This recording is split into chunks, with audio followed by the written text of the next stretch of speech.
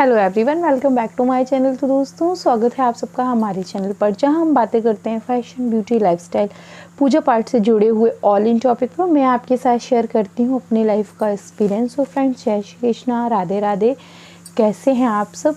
आशा करती हूँ आप सभी लोग अच्छे होंगे। मैं भी बिल्कुल ठीक हूँ। और आज का वीडियो जो है वो राधा कृष्ण जी पर है। बहुत सारे लोग ऐसे हैं जो कि ये नहीं जानते कि राधा जी को क्या हो गया, इसलिए पूछ रहे थे, दीदी आप न्यू राधा कृष्ण जी क्यों ला रहे हैं।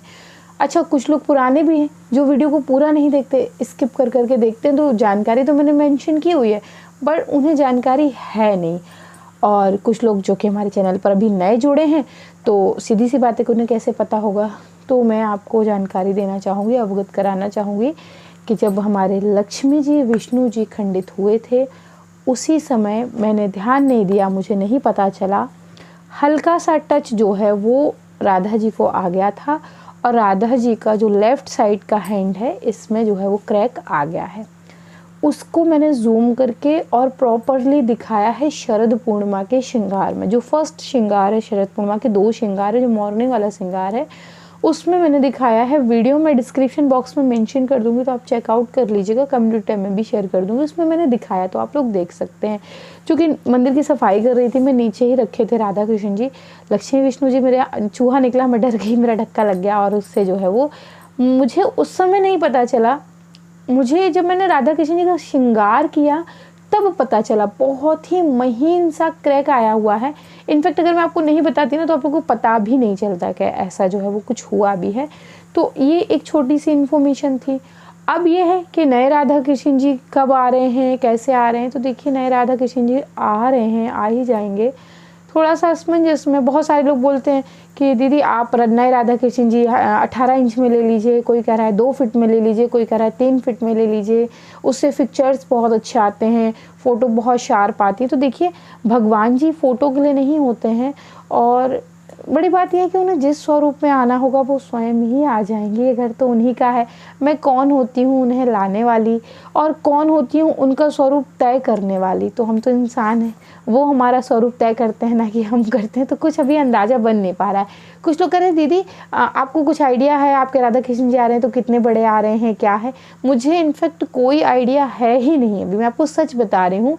इनफैक्ट पता, मामला इतना बढ़ गया ना कि मैं इतना ज़िद में आ गई कि मैंने ये कह दिया कि मुझे राधा कृष्ण जी की फ़ोटो भी नहीं देखनी। ईश्वर को जिस स्वरूप में आना होगा वो घर आ ही जाएंगे। तो अभी हालात कुछ ना ऐसे हैं। एक मैडम का कमेंट आया था, मैं बता दूं, इसी में सारी जानकारी दे देती हूँ राधा कृष्ण से जुड़ी, ताकि क्या होगा ना, आप लोगों को दिक्कत नहीं होगी। तो ये कमेंट आया था, एक सेकंड में लोग खोल दूँ। ये कमेंट ना सुनीता तिवारी का था। लिख रही हैं, खंडित प्रतिमा की पूजा नहीं की जाती है, आपके गुरुजी ने नहीं बताया है क्या आपको। और बाद में वो जो फनी इमोजी बनी होती है तो वो बनी थी। तो मुझे लगता है कि आप हमारे चैनल के नए दर्शक हैं, इसीलिए आपको इतना भी ज्ञान नहीं है कि मुझे पता है। और इतनी छोटी सी बात के लिए गुरुजी को परेशान करने की आवश्यकता नहीं है। अगर आप रेगुलर दर्शक होते तो शायद आपको ये जानकारी होती। तो आप हो सकता उन दर्शकों में से हों जो सिर्फ क्या कहें, टाइम पास करने के लिए आते हैं, इस टाइप के दर्शक में से तो आपको जानकारी ना हो। तो फिलहाल मैं आपको बता दूं, मुझे जानकारी है। और मैं खुद ही सबको मना करती हूँ इस बात का कि नहीं, ऐसे जो है वो खंडित विग्रह नहीं रखे जाते। लेकिन काइंड योर इन्फॉर्मेशन कि राधा कृष्ण जी हो या कोई भी विग्रह हो, जब वो खंडित होते हैं तो पूरा प्रॉपर अनुष्ठान के साथ उनका विसर्जन होता है। खंडित होने का मतलब ये नहीं है कि अब आपने उन्हें उठाया और फेंक दिया, ये नहीं होता है। खंडित होने का मतलब ऐसा नहीं है वो खंडित होगा तब आपने उनको फेंक दिया। उनका विसर्जन तब तक नहीं होता है जब तक आप नई प्रतिमा जो है आपके भगवान नहीं आ जाते हैं। और उनके साथ उनका एक विशेष अनुष्ठान होता है जो कि 1 दिन और 1 रात का होता है। उसके बाद ही जो आपके खंडित विग्रह हैं उनको विलीन किया जाएगा। अब वो विलीन आपको कहाँ करना है वो आप अपने हिसाब से देख सकते हैं, जहाँ भी करना है। तो जब हमारे जो है वो राधा कृष्ण जी आ जाएंगे तो इनके साथ भी वो प्रोसेस होगा। लक्ष्मी विष्णु जी के साथ भी हुआ था। और वो विसर्जन दिखाया नहीं जाता, इसलिए मैं आपको लक्ष्मी विष्णु जी का भी विसर्जन नहीं दिखा पाई थी। मैंने आप लोगों के इन्फॉर्मेशन के लिए सिर्फ इतना बता दिया था कि लक्ष्मी जी और विष्णु जी को हमारे घर में ही विलीन किया गया है, घर के गार्डन में, क्योंकि लक्ष्मी जी को ना तो बार बार नया लाते हैं, ना ही बार बार उनका विसर्जन करते हैं, दोनों ही चीज़ें उचित नहीं होती। और जब आपके विग्रह खंडित हो जाते हैं तो उनका विसर्जन ऐसे ही नहीं कर दिया जाता कि अब खंडित हो गए तो आप हमारे किसी काम के नहीं, अब हम आपको जाके फेंक आएंगे, तो ऐसा नहीं होता। प्रॉपर जो है वो तरीके से उनका विसर्जन किया जाता है और उसके पहले कुछ अनुष्ठान है जो कि गुरुजी आकर ही करेंगे, मैं नहीं करूँगी उनको, गुरुजी खुद ही आकर स्वयं करेंगे। और अगर वो नहीं आएंगे किसी कारणवश तो फिर मैं पंडित जी को बुला के करवाऊंगी। तो कुछ ऐसी से हालात हैं। अब देखिए क्या होता है।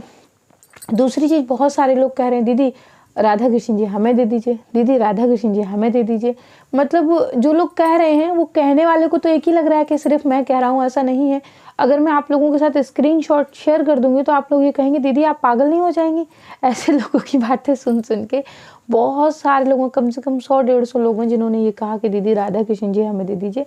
मैंने उन्हें समझाया भी कि देखिए ये हमारे घर का कुल का चलन है और सबका अपना अपना होता है। आपका सेलफोन बज रहा है तो सबके अपने अपने चलन हैं, अपने अपने परिवार के हिसाब से जो है चीज़ें होती हैं। हमारे यहाँ का चलन कुछ अलग है क्योंकि हमारा कुल अलग है, तो हमारे यहाँ का चलन अपने अनुसार है, तो मुझे उसी विधि के अनुसार ही बहुत सारी चीज़ें करनी होंगी। बहुत सारे लोग को कमेंट ये भी था कि दीदी आप ऐसा करिए कि आपके राधा कृष्ण जी तो खंडित हो गए हैं, अब जो दूसरे आएंगे वो बड़े साइज में आएंगे या छोटे साइज में आएंगे, आप जो नए वाले राधा कृष्ण जी उनके वस्त्र हमें दे दीजिए। तो देखिए ऐसा नहीं किया जाता है। और जो मेरे राधा कृष्ण जी हैं उनके कपड़े लक्ष्मी विष्णु जी को बहुत ही आराम से आ जाते हैं, तो ऐसा करने की आवश्यकता है नहीं मुझे। तो ये एक छोटी सी इन्फॉर्मेशन थी जो आप लोगों के साथ मैंने शेयर की। और नए राधा कृष्ण जी की स्थिति ये भी है कि अभी खरमास चल रहा है, तो वैसे भी मैं मूड में नहीं हूँ लाने के। और बकायदे तो देखिए ईश्वर हैं, जब उन्हें आना होगा, सेवा लेनी होगी, वो आ जाएंगे और सेवा ले लेंगे।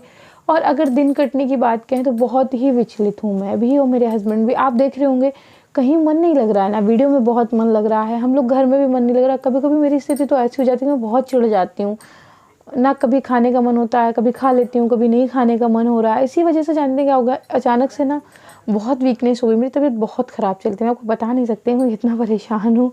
मतलब ऐसी हालत हो गई ना, कभी एक समय का खाना खा लेती हूँ, कभी दूध बिस्किट खा लेती हूँ, कभी दूध पी लिया, चाय पी ली, तो मन लग ही नहीं रहा है। मेरा भी बहुत मन है कि प्रभु आ जाएं तो अपने जो भी अनुष्ठान है वो पूरे हो जाएं।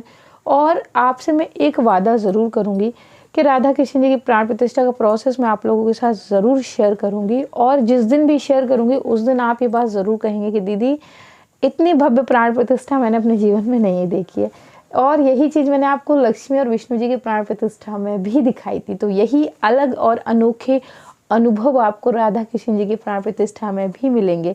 और रही बात उनकी ख़रीदारी की तैयारी की, तो अब प्रभु पहले आ जाएं तो मुझे एक्चुअल पता चले कि उनका साइज़ क्या है, कैसे हैं। हमारे घर में मैं आपको एक चीज़ और आपकी इन्फॉर्मेशन के लिए बता दूं कि हमारे घर में ठाकुर जी की सेवा होती है, कृष्ण जी की सेवा नहीं होती है।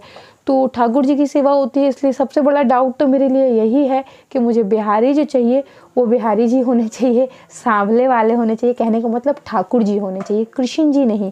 तो कृष्ण जी जो हैं वो सफ़ेद होते हैं, गोरे होते हैं, और ठाकुर जी जो प्रॉपर होते हैं बिहारी जी हमारे, वो सांवले होते हैं। तो मुझे तो सेवा जो है वो सांवले बिहारी जी की करनी है। तो अभी कन्फ्यूज़न बहुत सारे हैं, बहुत सारी चीज़ें जो कन्फ्यूज़न में पड़ी हुई हैं। अब देखिए क्या होता है, कुछ ना कुछ तो रिजल्ट निकलेगा ही। जहाँ पे हैं विग्रह, अगर वहाँ से नहीं आएंगे, कोई बात अगर हो गई बाई चांस मान लीजिए, तो फिर मैं ऑर्डर देके नए बनवा लूँगी। तो ये भी एक ऑप्शन है। तो जैसे ही जो कुछ होता है मैं आप लोगों के साथ इन्फॉर्मेशन शेयर कर दूँगी। जैसे ही जो कुछ भी रिजल्ट निकलता है सब कुछ आप लोगों के साथ शेयर करूँगी। ऐसा तो कुछ है ही नहीं कि आप लोगों से छुपा लिया जाए या आप लोगों को बताया ना जाए। मैं बहुत तैयारी में हूँ, बहुत सारी चीज़ें दिमाग में चल रही हैं, बहुत दिमाग लगा रही हूँ, बहुत चीज़ें सोच रही हूँ कि ईश्वर आएंगे तो ये करूँगी, वो करूँगी, वो करूँगी। क्योंकि अब ये भी एक नया अनुभव ही है मेरे लिए भी, और ये एक ऐसा अनुभव है कि इस अनुभव में आप लोग मेरे साथ खड़े हैं, तो मेरी भावनाओं को महसूस कर रहे होंगे। मेरी तकलीफ़ तो थोड़ा सा ऐसा है ना कि मैं बता नहीं सकती आप लोगों को, बस रोना ही नहीं आ रहा और सब कुछ हो रहा है। तो कुछ ऐसे से हालात हैं।